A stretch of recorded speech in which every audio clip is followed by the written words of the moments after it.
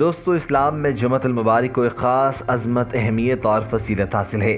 جمعہ کا دن انتہائی عظیم الشان، پرسعادت، مقدس اور برکت والا دن ہے۔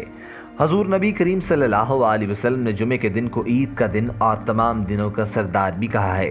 جمعۃ المبارک وہ مقدس دن ہے جسے تمام ایام پر فضیلت بخشی گئی ہے۔ اسی دن حضرت آدم علیہ السلام پیدا کیے گئے اور اسی دن آپ کو جنت میں بھیجا گیا۔ اسی دن آپ جنت سے باہر تشریف لائے۔ اسی دن آپ دارالآخرت کی طرف روانہ ہوئے، اور یہی وہ عظیم الشان دن ہے جب قیامت قائم کی جائے گی۔ قرآن حدیث کے حوالے سے جمعۃ المبارک ایک انتہائی مقدس اور مبارک دن ہے۔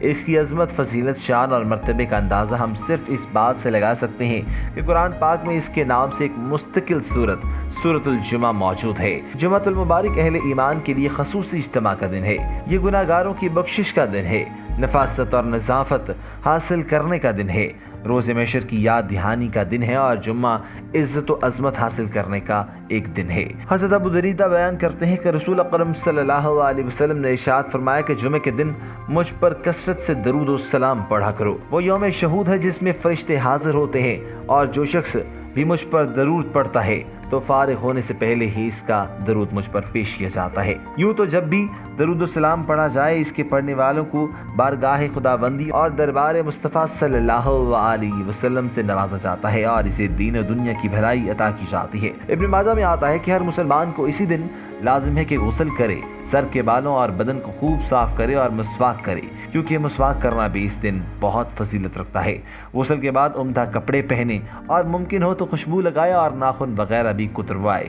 جو شخص جتنا جلدی جائے گا اس قدر اس کو ثواب ملے گا۔ رسول اکرم صلی اللہ علیہ وسلم نے ارشاد فرمایا کہ جس نے جمعے کے دن سورۃ کہف پڑھی، اس کے قدموں کے نیچے سے لے کر آسمان تک نور پیدا ہوتا ہے جو قیامت کے دن اس کے لیے روشن ہوگا، اور ان دو جمعوں کے درمیان والے گناہ اس کے معاف کر دیے جاتے ہیں۔ اور حضرت علی رضی اللہ تعالیٰ عنہ سے روایت ہے کہ رسول اللہ صلی اللہ علیہ وسلم نے فرمایا کہ جو شخص جمعے کے دن سورۃ کہف پڑھ لے وہ 8 روز تک ہر فتنے سے معصوم رہے گا، اور اگر دجال نکل آئے تو یہ اس کے فتنے سے بھی معصوم رہے گا۔ دوستو، امید کرتے ہیں کہ آپ کو آج کی ہماری ویڈیو بہت پسند آئی ہوگی۔ اگر آپ کو یہ ویڈیو پسند آئی ہے اور آپ چاہتے ہیں کہ ایسی معلوماتی اور دینی ویڈیوز آپ کے لیے لے کے آتے رہیں تو ہمارے چینل کو سبسکرائب کریں، اور ہمارے کمنٹ سیکشن میں اپنی رائے اور تجویز کا اظہار ضرور کیجیے گا۔ اپنا خیال رکھیے گا۔